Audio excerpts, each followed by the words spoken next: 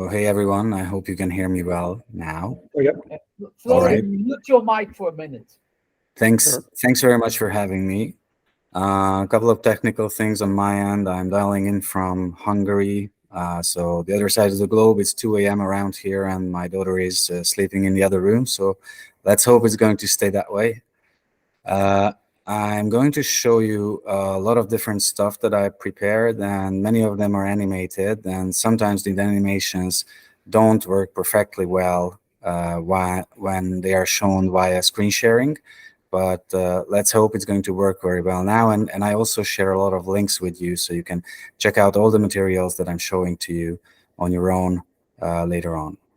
And then it's 2 o'clock in New Zealand, yeah, but it's 2 p.m., whereas here is 2 a.m. So somebody just said in the chat, sorry.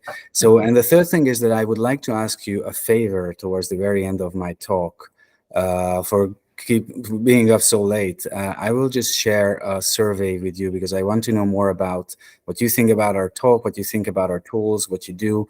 And if you could spend just 2-3 minutes of your time towards the end of my talk filling that survey, I would be very grateful for that. So without further ado, let me just try and share my screen and get on with it. So the title of the talk was animated reports using Streamlit and Vizzu. And so let me show you the end result of how such a thing looks. So I hope you can see my screen right now. Please give me some feedback if you You're do. good. You're good. Okay, good. So here's a Streamlit app with a Vizzu chart in the center of it. This shows some information about how much revenue different music formats generated in the US.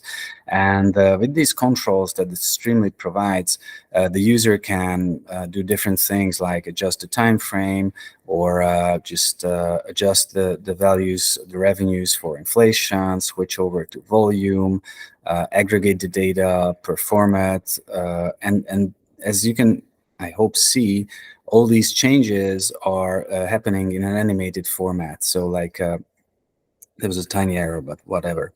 And you can also like sort it by value. And there are a lot of other things you can do. So imagine a business user exploring a report this way. The animation connects the views of the data set, and so it's a lot easier to understand what we're looking at.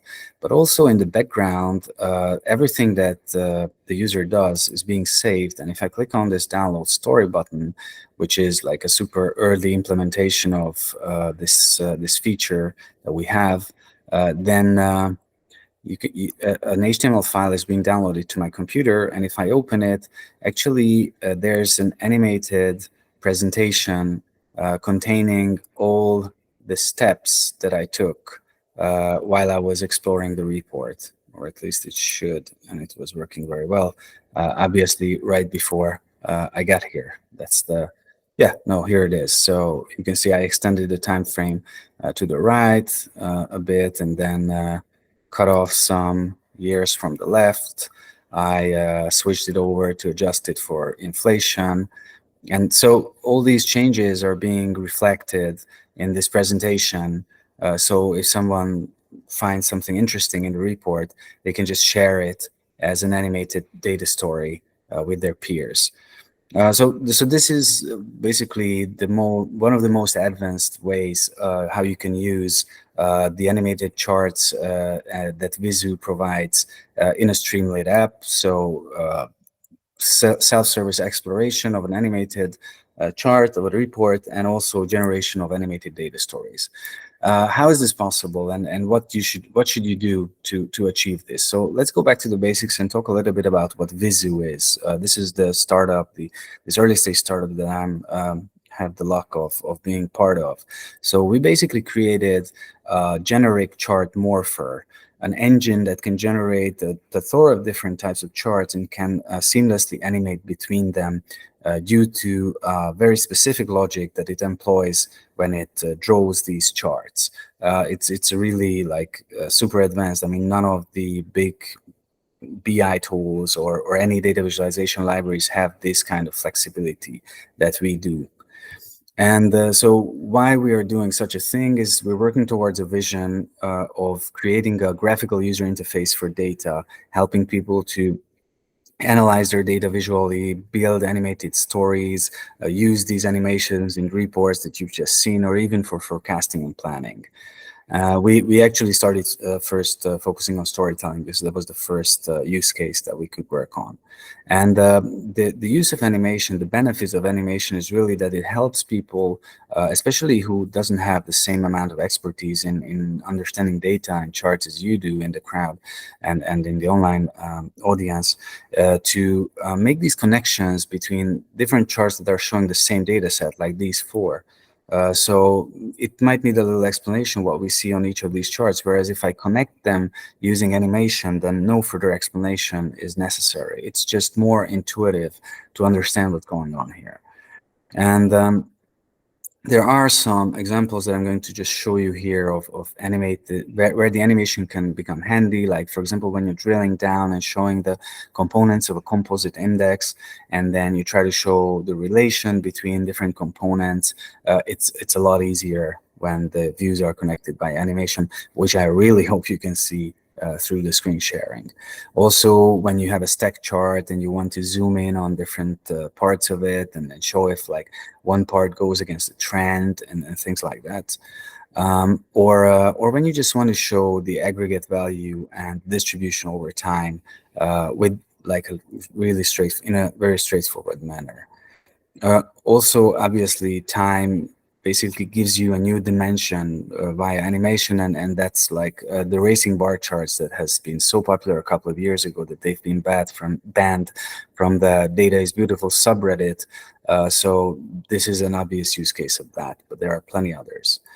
And then you can basically turn a simple pie chart into a story by adding animation, this time showing how much revenue different companies making mobile phones made back in the 2010s. And just by adding this new dimension and zooming in, we can understand that there are these leagues of companies making total different amounts of basically producing the same product. And we can have a sense of magnitude over here. So a little bit about our technology. Our core engine is in C++. We're using WebAssembly to compile it in the browser.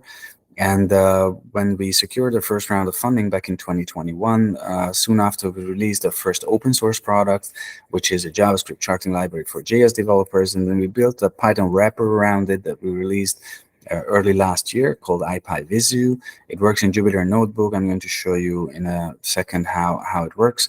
And we also built an extension of it called Vizzu Story that enables Pythonists to build and present and share these animated data stories that I just give you an example of when I generated that presentation from the report. And so we have a ton of different integrations. Today, we're going to focus on the one with Streamlit, but there are actually a lot of different notebooks you can use this thing on. If you go on our site, ipyvizzu.com, and look for environments, you will see certain examples and ways via our tool is being integrated in different notebooks and environments and how you can use them. So without further ado, let's get down to coding. I actually created this bit.ly link for you, and also a QR code belongs to that. So if you go and check out this link, you will end up in a repo folder. I'm just going to switch over there. So this is the link that you should end up. So this is the destination where this link takes you, like in a folder in Vizzu workshops that I specifically created for this meetup. And there are a ton of different useful links there, and basically just steps described how you could start individually working on everything that I'm just going to show you, how to get some data sets to work with, how you could install Streamlit and use Vizzu there locally or in the cloud. And there are some other links. There's just one I really want to raise your attention to, which is the Slack community link here. We really welcome anyone who wants to try our tools, and we are there to help you whenever you get stuck. Learning a new thing can be really challenging. So I think it makes sense for you to just click on this link and join our Slack. So firstly, I just wanted to show you how the basic thing IPyVizzu works, because it gives you a lot of information about the basic logic of our tool. So it has one method called the animate method, and if you call it once, you will end up with a static chart. If you call it once again, then that static chart morphs to the second chart.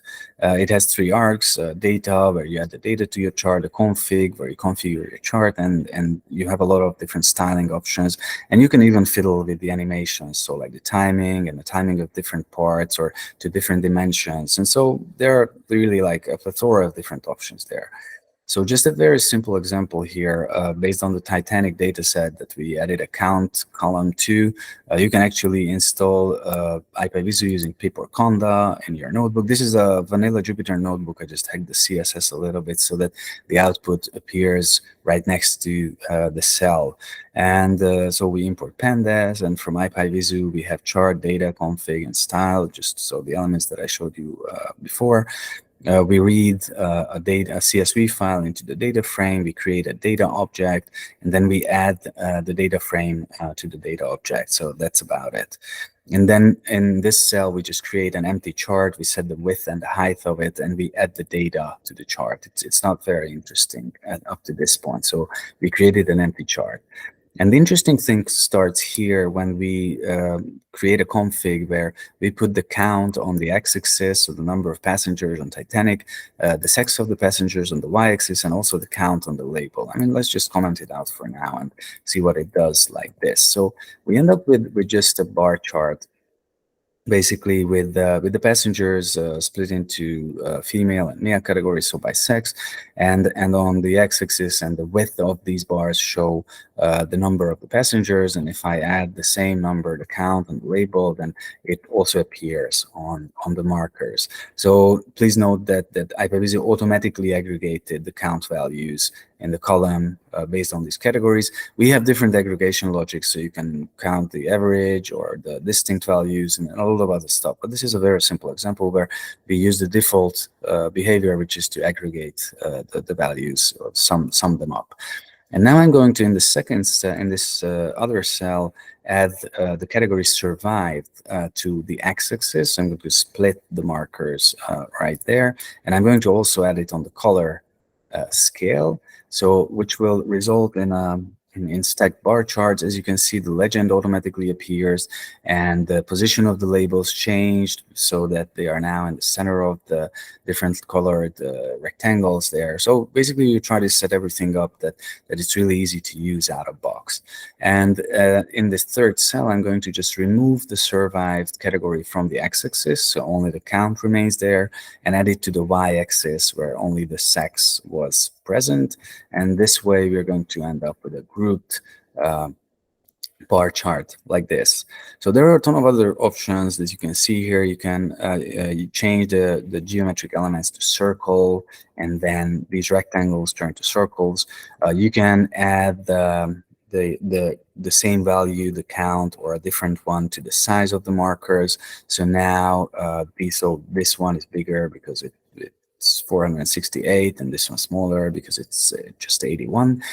And you can also just so here's just a simple examples how you could style the elements on your chart. So here we are just going to change the color palette by adding some different colors. And as you can see, the colors change. They also do it in an animated manner. Or you can filter the data like this, where we say that the P class, which is the class the passengers, so the class on the ship the passengers traveled on, should only include the number 1, so those traveling on first class. And if I rerun the cell, we are going to see and the numbers change, and the circles move from one place to the other, and their size changed as well. And we also can change the coordinate system to polar, and we'll end up with a chart that we don't understand. So that's easy. Like when you have a generic charting engine, you can make charts that don't make so much sense. And we realized that, and we also realized that actually building charts with this abstract logic that our engine employs can be straightforward to us, but it's not necessarily is for others. So this is why we already used this integration with Streamlit very recently, just last week, when I was at PyData New York, and we did a tutorial there together with someone from Streamlit. So we created this builder app that you can reach at Vizzu builder at streamlit.app. So basically, you can upload your CSV file there. We're going to just use sample data. And this is to help you create your first IPyVizzu charts based on your own data. This whole app is about that. And so we have here like a very simple data set with 3 columns. 2 of them are categories, 1 of them is a value. It's about music, that is genres, kind, and a popularity value. And so what we can do here is basically set up our chart and tell it how many categories it has, 1 or 2, how many values. Now let's stick to the default where we have only 1 category and 1 value, the genre and the popularity, and maybe let's add the popularity also on the label. And so what we have here is a set of different well-known charts that you can do with adding the genre category and the popularity value. And so you can see the code for each of these charts. So basically you can just select all the code here and just copy and paste it to your notebook, and you will have the same chart over there. So it's just a really easy way to start building off even for your notebook or for your Streamlit app, as you will see. And you can also just add these charts to a story. So I'm just going to click on some of these, like let's say this one, and for example, this one, and then this one. And what happens here is again an animated story is being created.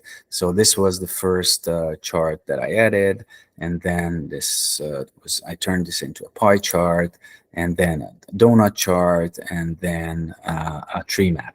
And as you can imagine, IPyVizzu will animate through all those. So you have the option to switch on this tooltip, which shows the values on the chart elements very easily. So you can actually build a story, an IPyVizzu story like this, and you also have the code for the whole story. So you can start clicking things together here, and then maybe copy and paste it to a notebook, and then just fiddle with the styling or do some of these things differently. You can also add filters here, which might not be that straightforward from the code that I just showed you. So if I turn it on, and for example, I'm going to just filter out one of the genres because this is all automatically filled for me. So I need to just remove the rock category and update the data. And as you can see, like in all of the charts, the column representing the rock will just disappear. And if you add it to your, so for example, this was the tree map was the last chart that we added to our story.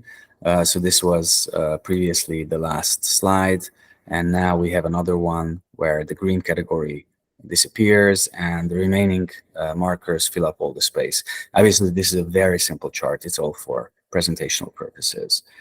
Can you still hear me? Can you see the animations? You see I'm sitting in a room talking to my laptop all alone, so I just need some kind of feedback that you're still here. Peter, we actually had a question before.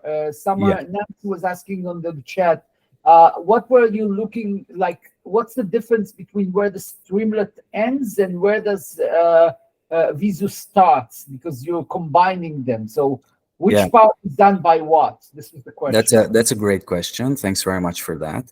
So I'm going to just turn into that part where I show you how a Streamlit app with a Vizzu chart in it is being prepared. I just wanted to get you to the basics with Vizzu, because that's, I think, the new. So we are much newer than Streamlit, and I thought it's better to start with that. But it's okay to come in later. Just You wanted some feedback, so people are asking. Yes, Go yes, on, the please. presentation is normal. As Okay, long as we great. get there, Great. we'll be fine. Great, thank you. So, okay, so let's start and let's try and understand how a Vizzu charts works within a Streamlit app. So I hope most of you know what Streamlit is. It's basically a way to build and deploy web apps, so apps in the browser, uh, using only Python. So basically, this is a very simple Streamlit app that runs. You can either run it on online. So this is like, for example, it runs on Streamlit servers, or you can run it locally. Like in this case, this runs on localhost, as you can see. But it's basically the same app. And on the left side now, you can see the code of this app.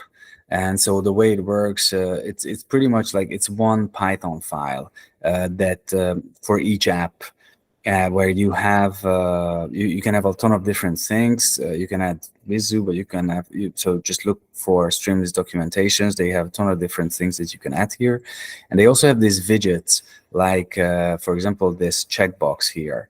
And via these widgets, you can interact with the content that's within the app. So basically, let's just really quickly go through the structure of this app. It imports pandas, it imports Streamlit, and it has a thing called Streamlit Vizzu. This is the component that enables Vizzu to run in Streamlit. It has this all the same stuff as Vizzu has, but instead of a chart, we have a Vizzu chart here. That's the only difference. As you can see, the code is pretty much just like a notebook cell, basically. So you create or just a simple Python file. So you create a Vizzu chart object, and we have a very complicated data frame with like one category within XYZ, and then one value within 1, 2, 3. And just like with the notebook, we create a data object, we add the data frame to the data object, and we call chart animate data. Then we have, this is also a Streamlit element, this text here. And initially we just call, once again, the animate method, where we add the category to the x-axis. So it's going to be split along the x-axis, and the value to the y-axis. So the height of these bars represent, the 1, 2, 3 that we can see here. And so what we do here is we add a conditional, so that if checkbox, which is called swap, is on, this is like a shortened version or a shorthand for it, then we have a different animate method with a different config, where the value is x, so the value is on x and the category is in y, and the title is swapped. So if I click on it, then we have a different configuration, and the chart swaps. So just because the different series were put on the different axis. And you can also see it's a bidirectional component, so you can read data out of the chart. If I click on any of the markers, then the value of the clicked bar is being shown here. And this is that part of the code that shows it. It's really, really simple. So it just reads the marker values in the val category. But if I like say cut here and save the app and rerun it, as you can see, Streamlit automatically determines what's going on here. Looks like it doesn't know this key for some reason, which is pretty strange, but yeah, it works well. Okay, let's see a different example. And I'm going to once again show you the code for it. It's again the music revenue data. And here we have a slider. It's again an input widget from Streamlit. And if the user changes the slider, then the values shown on the charts change with it. So what is happening here is it's basically the same thing that we had before, but here we have a slider which sets a value called year, and we have a minimum value, a maximum value, a default value. And then what we have here is that in the filter, we add a function that the record year should be equal or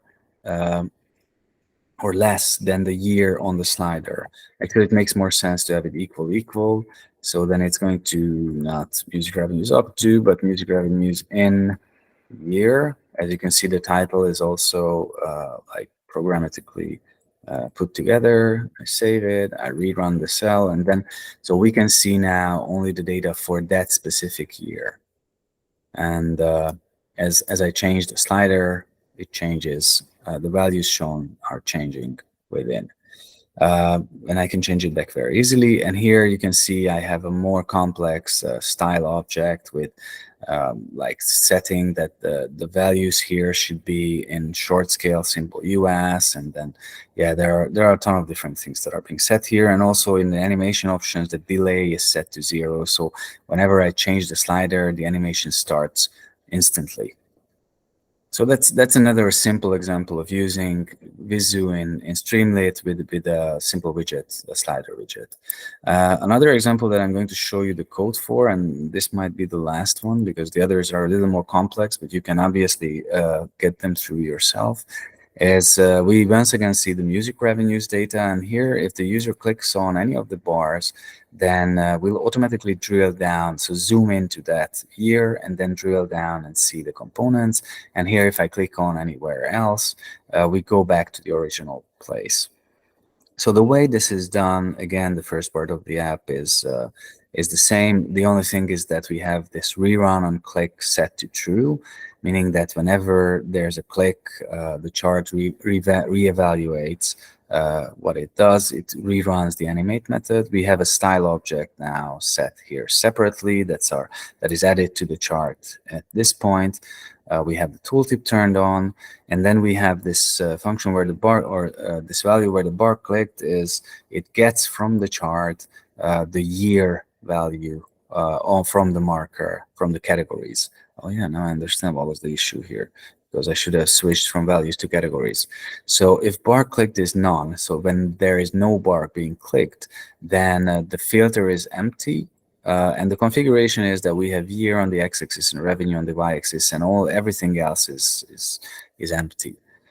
Whereas if there is a bar that's being clicked, then the animation method runs twice. First one is this one, and this is the second one. So the first one is just, it sets the filter so that we filter it down to the bar being clicked, and we also filter out the values where the revenue is not, where the revenue is 0. And in the second animate method, we split the bar up so that it's not only the year, but now the format. So the music format is on the x-axis, the revenue stays on the y-axis, so we create a grouped column chart with different colors. And we also change the title.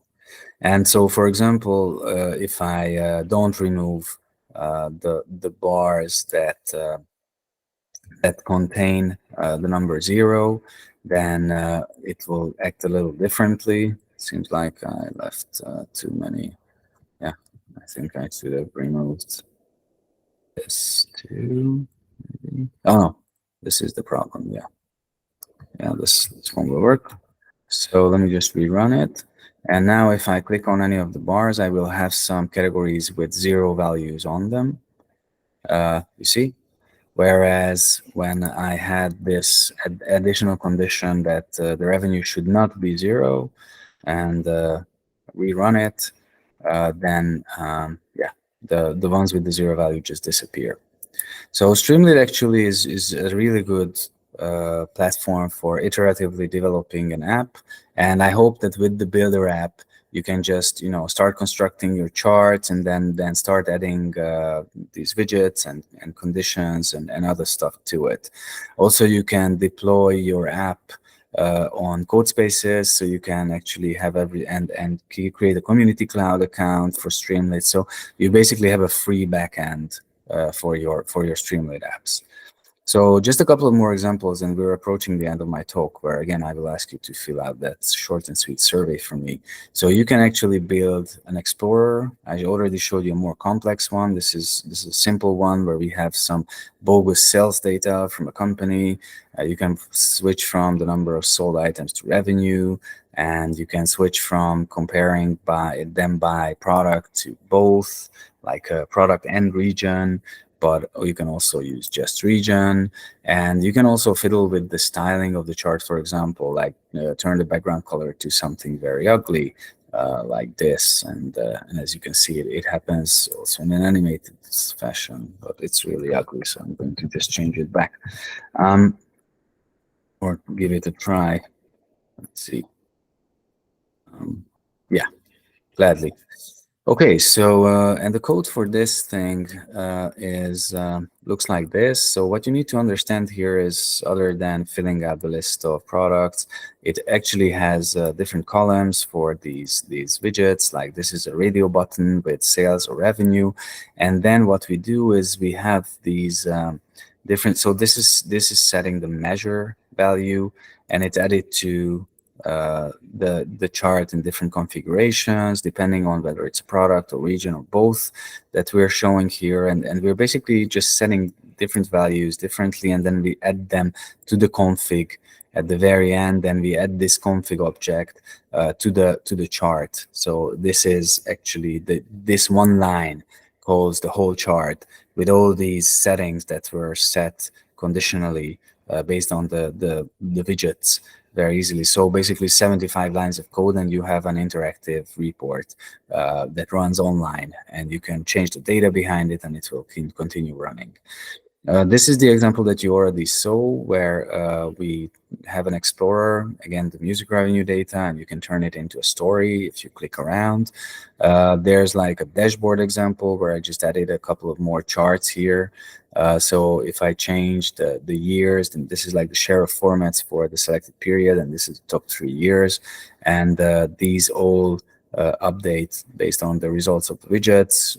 And I even set the timing for them, that first the center chart updates, and then this one, and then this one. So you can actually play a lot with that to make it really clear what's going on. And then lastly, there's this new thing called an editable data frame in Streamlit, and you can just have a table here, and then change the values. So Charmon there has now a value 2, but I can change it to 50, and then the data shown on the chart will be updated accordingly. And you can also add new elements or remove them. So it really helps the user to just like, for example, plan things and try out different scenarios and see how they look. And there's another editable data frame with a lot more options, where you can add more columns, and you can test different types of charts. And obviously everything happens in an animated fashion. These two apps were created by Sebastian Flores, who's a great guy, and he works in Chile, and actually the first person who gave talks in Spanish about Vizzu in Chile and around the area. So that would have been me. Like, I'm really looking forward to your questions. But before we do that, this is the time when I would just like to ask you to get out your phone or your laptop and go to this link and fill out that survey for me. I can promise you it won't take longer than 2-3 minutes, but it helps us a lot in understanding how we do is valuable, and for whom it is valuable. So I would really be glad if you could spend some time with that.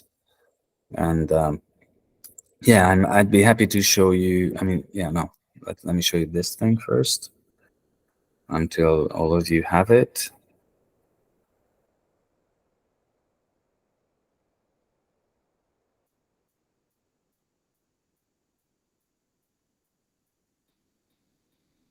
And then maybe the endless animation with the Vizzu charts, because they look really nice, at least to me.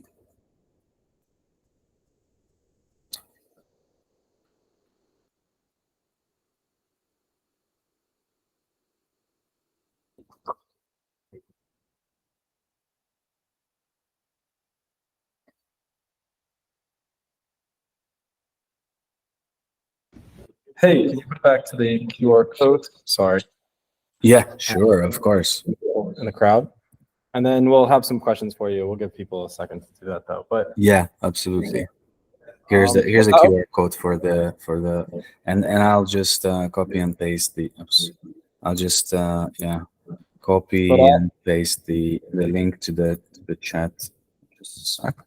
But yeah, here we go. But I'll start by saying that was really pretty. As someone who uses Dash, that was actually very convincing to Thank you. check that out. Love the animations there. If you do any sort of report, if you do a school report and you use that in any of your classes, you're getting an A. Guaranteed. I guarantee. I did this with the Streamlit sliders. They love the sliders. Trying to get a job. I want to use it as a testimonial from you on our website. Definitely. This is like Peter, this is being recorded. You can take the video and put it in your website. Yeah, cool. Thank you. Really appreciate it. You can cut George out of the video and just put it there as like 10 seconds or whatever. Perfect. Thank you. So you mentioned there'd be some questions. I want to start. Please. Okay. So, Jacob gets one, and then we have some. We'll go around. Yeah, actually, I have many, but like, let's start with one. So one. Okay. This is the fourth generation of, as far as I count, like the first generation was like matplotlib. You want to plot something. Next generation was bokeh. Oh, you can do it on the website. Third generation is like Dash and Plotly, where you actually can do all of those nice things with like widgets and stuff like that. And this is Dash and Plotly, but there's also Holoviz, which is also the same thing. And you can actually combine plots and do things with it. So This is the third generation. You added animation. So this is the fourth generation of graphical tools that actually represent data. Mm-hmm. So first of all, are you in touch with the people who are doing the other ones? And can you do this? If not, we can get you in touch. That's the first question. Second thing is, what else do you plan? Okay, so we are in touch with. Thanks for the for summing it up. And yes, we are indeed in some way a new generation of data visualization, and so we are in touch with some of them, like people from the Holoviz world. We know them. We have just become an affiliated project of NumFocus, so we have some relations to matplotlib people, and some people told me that they are the nicest people on earth. So I would love to get in touch with them, but I haven't had a chance to talk with any of the core contributors. But I met with some people from their team, and I don't know anybody from Plotly yet, or as of now. But I'd be glad to have such an intro. And our plans, so like it's basically back to the beginning with this GUI for data.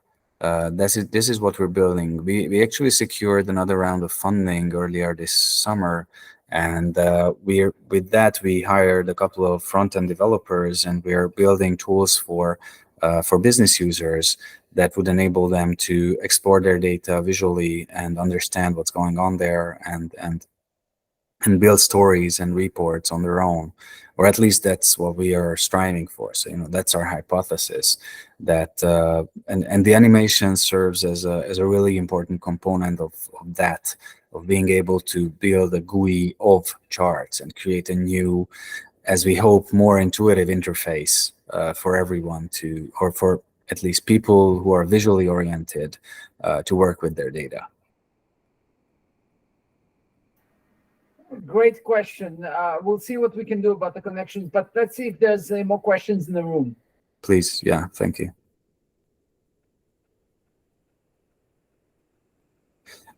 I see one in the chat actually from Nancy. What is the best Vizzu chart where I can show a flow of... Sorry, somebody else is talking? I think it worked. Okay, did I cut you off? Sorry, Peter. No problem. Please. I don't think you can hear me. I was just gonna say, also agreeing with George, stunning presentation. And I was wondering if you could share with us the QR code to the GitHub repository once more. Yes, absolutely. And thanks. And let me really quickly get it back up. And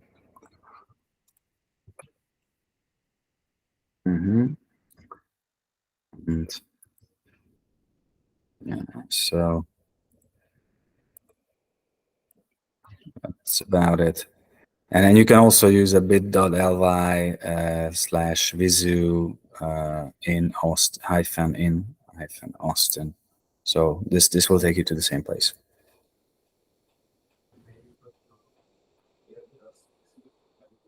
And thanks for being interested in what we do. Really glad. Okay, cool. Yeah, thanks for the presentation. And to echo what everybody else has said, that's been pretty good.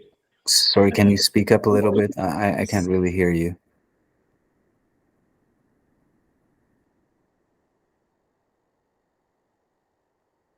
Hey, can you hear me now? Yeah, much better. Thank you. Thanks a lot. All right, cool. Yeah, great presentation, I guess, what everybody else has said. I've got, I guess, two quick questions.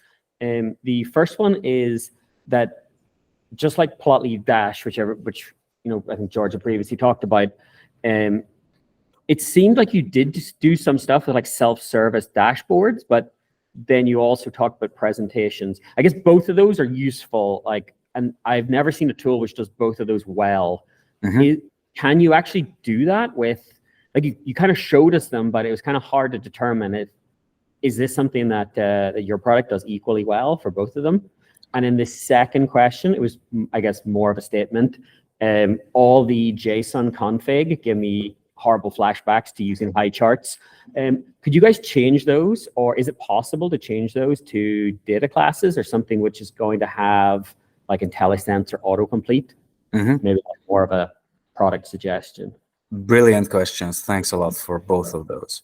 So regarding the dashboarding versus presentation thing, and whether our tool does both of them well. So at the moment, I don't think our tool does any of them exceptionally well, but we're an early stage startup, so it would be really hard for us to do something as well as the companies that are already on the market. I think for the future, actually,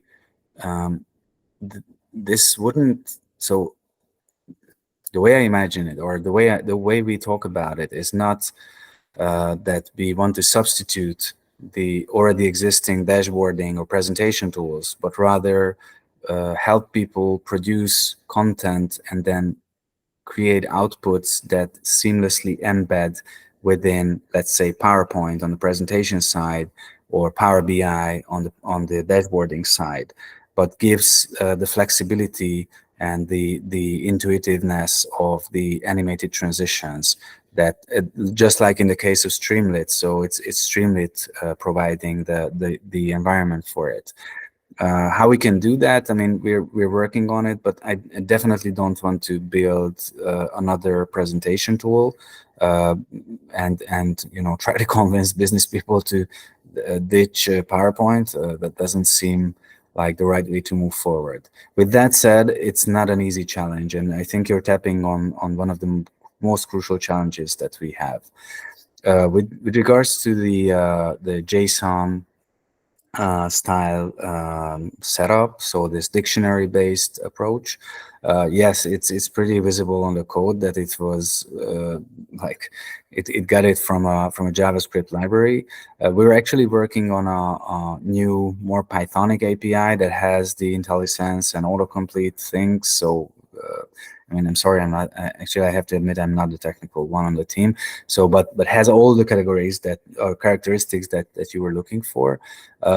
With that said, I think actually this Streamlit Builder app, or at least I hope, can be a shortcut for most people who. So it's still pretty understandable what the code does once you generate it in a visual way, or at least that's what I'm hoping for. Yeah, there are other tools that try to do the same, Peter. There's a question in the chat from Jared. He basically, is there any reason for feel like Steve Jobs flash rough? I don't know what he is. Is there any security risk factors to be considered? Would you say that the WebAssembly runtime is a fundamental difference? I'm not sure exactly what he's asking, but it seems he's talking about security. Yeah, there are, I mean, obviously companies want to be very careful about their data, or most of it. So we have some specific challenges with WebAssembly, like how much data is being sent to the front end, since everything runs in the front end that we do. And obviously people don't want, in most cases, don't want to share more data than what's on the chart. So that is something that we have a lot of internal discussions about, how to make it safe and secure. And again, we're at this early stage where we are going to come out with our first no-code tool like early next year.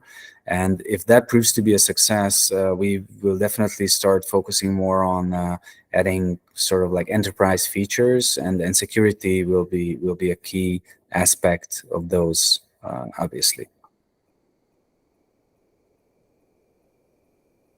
George, can I ask another question, or is there someone in the audience? I have a 2 cents here. Have you heard of the progressive web apps? Yes.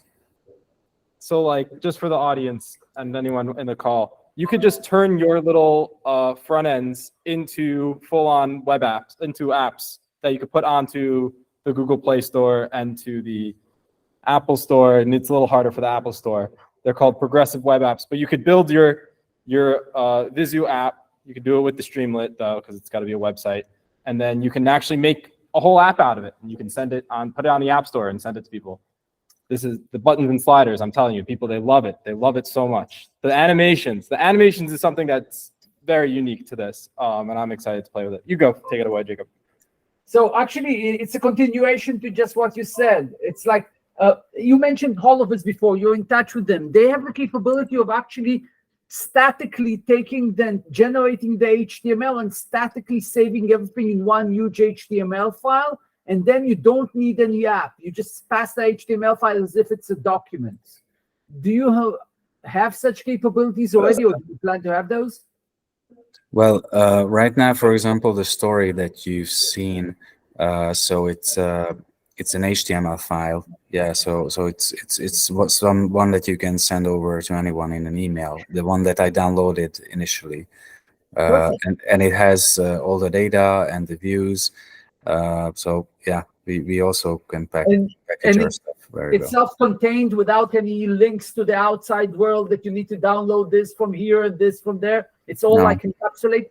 Yes. Perfect. So yeah, Whoa. the library is in there, and the data is in there, and the views are in there, and so everything is encapsulated. So Peter, I have news for you. You do have a replacement for the new next PowerPoint. You just don't call it yet that, but people will. It's just a matter of time.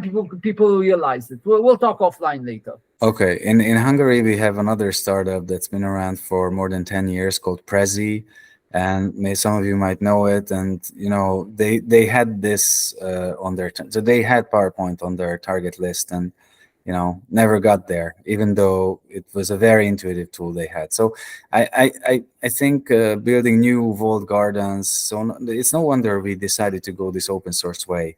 We try to integrate. We try to work with communities. We try to use the feedback. We do believe that this is a fundamental change and an opportunity to help people have a better sense of data, communicate with data, and for that, obviously, we want to make money at the end of the day and create great products. But integrating with the already existing ones is equally important. We're going to talk more offline unless someone has questions in the audience. George, how was it there? I think we're all good here. Thank you. Okay. Again. Thanks again for your attention. And I see that, yeah, please. If you just have a minute, I'm just curious Absolutely. if you could speak on for those of us that are interested in developing similar software, just the business model aspect of it. Say, you had a great idea, your co-founder had a great idea, you obviously wanted to develop it. Why did you choose this business route, and what was it like trying to pitch it to the VCs?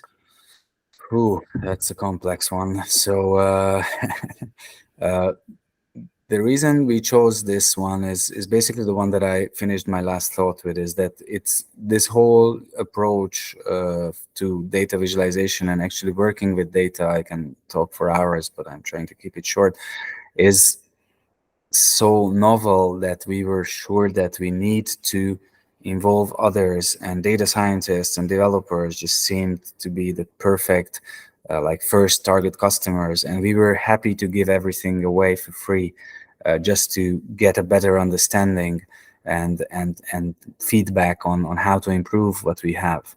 So that's, I think, the most important reason why we chose this path, this open source path. Considering the VC part, it was hard.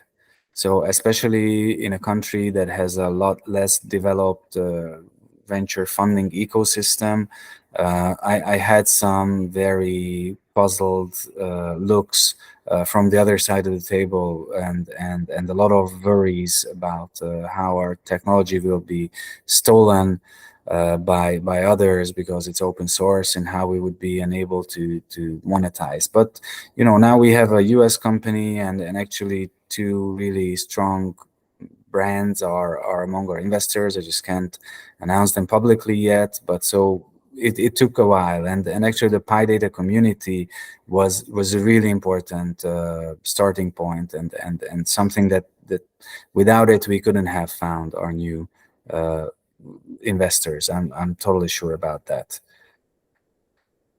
I hope this helps, and I'm happy to continue this discussion with you as well after the meetup and everything. Just reach out to me. My contacts were also there. It's like peter@vizzuhq.com. That's my email. So feel free to reach out to me or get to me on LinkedIn or anything.